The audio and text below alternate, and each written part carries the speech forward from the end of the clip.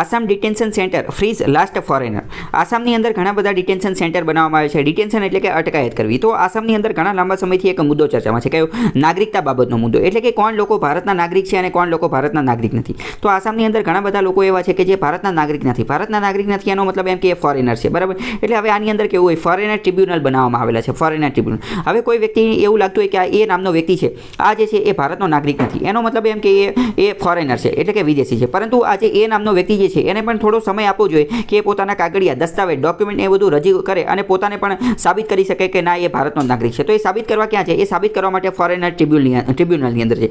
તો આ થોડો સમય એને આપવો જોઈએ કે આવી રીતે છે. તો ત્યાં એટલા સમય સુધી એને શું કરવામાં આવે? એને ડિટેન્શન સેન્ટર એટલે કે અટકાયત કેન્દ્ર બનાવવામાં આવે છે. અલગ અલગ બિલ્ડિંગ જેવું બનાવવામાં આવે છે, એની અંદર એને રાખવામાં આવે છે, બરાબર. તો આસામની અંદર આવા ઘણા બધા ડિટેન્શન સેન્ટર છે જેની અંદર ઘણા બધા લોકો રહે છે, બરાબર. તો એની અંદર આ એક વ્યક્તિ હતો ફોરેનર, એને અત્યારે રિમૂવ એટલે કે કાઢી નાખવામાં આવેલો છે. એટલે કે મતલબ કે હવે એનું સાબિત થઈ ગયું છે. પરંતુ આપણી માટે આ બધી વસ્તુ મહત્વની નથી. આપણી માટે અતિ મહત્વની ચીજ કઈ છે? ડી વોટર અથવા ડાઉટફુલ વોટર. આસામની અંદર એક પ્રકારની કેટેગરી જે છે એ જોવા મળે છે કે ડી વોટર. અમુક એવા વોટર હોય, એટલે કે અમુક એવા મતદાતા હોય, અમુક એવા મતદાતા કે જે આસામની અંદર ચૂંટણીમાં, ઇલેક્શનમાં મત દેવા આવતા હોય, એનું નામ શું હોય? ડી વોટર એટલે કે doubtful water. D water, doubtful water એનો મતલબ એમ કે આ વ્યક્તિ જે છે ભારતનો નાગરિક છે કે નહીં, એની પાસે સિટીઝનશીપ, યોગ્ય નાગરિકતા છે કે નહીં, એ ડાઉટફુલ છે. એટલે કે એનો ડાઉટ છે કે આ છે કે નહીં, એટલે કે એને કંઈ કહી શકાય નહીં, બરાબર. તો ડી વોટર એ આસામની અંદર જોવા મળે છે. those person whose citizenship was doubtful or was under disputes. કોઈ વ્યક્તિ કે જેની નાગરિકતા જે છે ડાઉટફુલ છે અથવા તો એની નાગરિકતા વિવાદ અંતર્ગત છે, એને ડી વોટરનું ટેગ આપવામાં આવે છે. ક્યારે? તો કે જ્યારે એનઆરસી બનાવવામાં આવેલું હતું આસામની અંદર, તો એમાં એને ડી કેટેગરીની અંદર મૂકવામાં આવે છે. Doubtful voter or doubtful city have not been defined in the citizenship act. Bharat સરકારે જે બનાવેલું છે, પાર્લામેન્ટ, સંસદે 1955નો સિટીઝનશીપ એક્ટ, એની અંદર ક્યાંય પણ ડાઉટફુલ વોટર જે છે એનું ક્યાંય ઉલ્લેખ કરેલો નથી. ખાલી ડી વોટર કોની માટે છે? આસામની અંદર જ છે. અને આસામની અંદર પણ જે એનઆરસી બનાવેલું છે, નેશનલ રજિસ્ટર ઓફ સિટીઝન, એની અંદર જ તે લખેલું છે, બીજે ક્યાંય લખેલું નથી. બાકી તમારે વાત કરીએ સિટીઝનશીપ એક્ટ, નાગરિકતા કાનૂન 1955નો જે છે એ તમારે ડિટેલમાં જાણવું હોય તો એની માટે અલગ વિડીયો છે, એ તમે જોઈ લેજો. એમાં કીધેલું છે કે પાંચ વસ્તુના આધારે ભારતની અંદર નાગરિકતા પ્રાપ્ત કરી શકાય છે અને 6 વસ્તુના આધારે ભારતની નાગરિકતા ત્યજી શકાય છે. કઈ રીતે ભારતની નાગરિકતા મળે અને કઈ રીતે ભારતની નાગરિકતા દૂર થાય, એ બધું એમાં ડિટેલમાં સમજાવ્યું છે. એ વિડીયો તમે જોઈ લેજો. તો આ જે એક્ટ જે છે એ એક્ટના આધારે સિટીઝનશીપ રૂલ્સ 2003ની અંદર એ એક્ટ, સિટીઝનશીપ એક્ટના આધારે નાગરિકતાના નિયમો બનાવવામાં આવેલા હતા. રૂલ ફ્રેમ્ડ ઇન 2003ની અંદર આ જે નિયમ બનાવવામાં આવેલા હતા. List out the steps to be followed for the preparation. એટલે કે એની અંદર કીધેલું હતું, આ નિયમો 2003ના નિયમોમાં કીધેલું હતું કે એનપીઆર કઈ રીતે બનાવવાનું અને એનઆરઆઈસી કઈ રીતે બનાવવાનું, એટલે કે નેશનલ પોપ્યુલેશન રજિસ્ટર, રાષ્ટ્રીય રજિસ્ટ્રેશન કઈ રીતે બનાવવાનું, આ નોંધણી કઈ રીતે કરવાની, અને national register of Indian citizen આ કઈ રીતે બનાવવાનું, એ એની અંદર કીધેલું હતું. એની સબ સેક્શન 4ની અંદર એટલે કે 4 ક્લોઝ 4ની અંદર કીધેલું હતું. શું કીધેલું હતું? કે deals with the preparation of the NRIC. 4 clause 4ની અંદર કીધેલું હતું કે national register of Indian citizen, ભારતીય નાગરિકો માટે એક રજિસ્ટર, એક હાજરી પત્રક બનાવવાનું છે. અને only mention that the details of individual whose citizenship is doubtful. એની અંદર એવા વ્યક્તિઓનું માત્ર નામ લખવામાં આવશે કે જે ડાઉટફુલ હશે, જેની નાગરિકતા કેવી હશે? ડાઉટફુલ હશે. Will be entered by local registrar with appropriate remark. એની અંદર અમુક સૂચના ને એવું બધું પણ લખવામાં આવશે કે આ કારણે અમને લાગે છે કે એની નાગરિકતા ડાઉટફુલ છે. તો કોઈ વ્યક્તિ જે છે એને ડાઉટફુલ વોટર એટલે કે ડી વોટરનું ટેગ મળેલું છે, તો એની સાથે શું થાય? એની સાથે શું હેપન થાય? એની સાથે શું થઈ શકે? તો પહેલાં ડી વોટર જે છે એ ચૂંટણીમાં મત આપી શકતા નથી. કેમ? કારણ કે એમની નાગરિકતા હજી કન્ફર્મ, હજી એમની નાગરિકતા 100% સાબિત થયેલી નથી, એટલે એ ચૂંટણીમાં મત ન આપી શકે.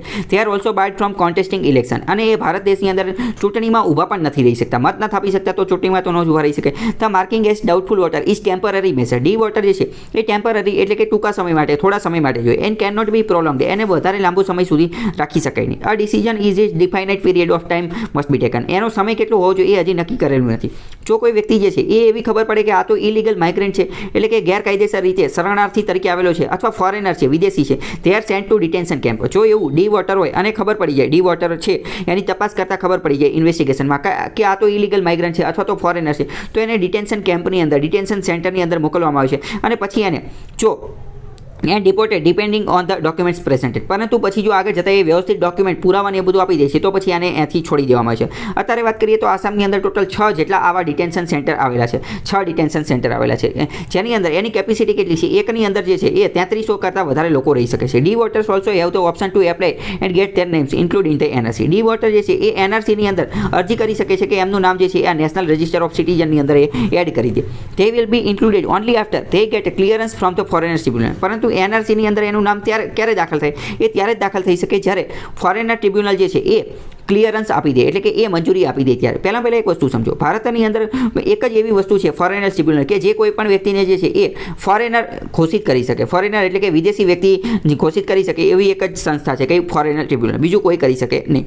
And their names are remove. તો આ ફોરેનર ટ્રિબ્યુનલ FT કહી દે કે બરાબર હા તમે ડી વોટર નથી, તો એમનું નામ જે છે એ એડ કરી દેવામાં આવે છે કોની અંદર, તો કે આ NRCની અંદર એડ કરી શકાય. તો પ્રશ્ન ડાયરેક્ટ પૂછાઈ જાય કે NRCની અંદર કોઈ ડી વોટરનું નામ એડ કરવું હોય તો કોની મંજૂરીની જરૂર પડે છે, તો ફોરેનર ટ્રિબ્યુનલની. આવા બધા ક્વેશ્ચન જે છે પૂછાઈ શકે છે. ટ્રિબ્યુનલ વિશે થોડી વાત કરીએ તો આ શું છે, આ એક ક્વાસી જ્યુડિશિયલ બોડી એટલે કે અર્ધ ન્યાયિક સંસ્થા છે. કોની માટે, ખાસ કરીને એટલા માટે બનાવવામાં આવેલી છે કે કોઈ વ્યક્તિ ભારતીય છે એટલે કે કોઈ વ્યક્તિ ભારતનો નાગરિક છે કે કોઈ વ્યક્તિ વિદેશી છે, માત્ર અને માત્ર એ ચેક કરવા માટે. કોના આધારે બનાવેલ છે, તો કે ફોરેનર્સ એક્ટ 1946ના આધારે બનાવેલ છે. ગૃહ મંત્રાલય દ્વારા આ વસ્તુ જે છે બનાવવામાં આવેલી હતી. ગૃહ મંત્રાલયે જ આ ટ્રિબ્યુનલ બનાવેલ છે.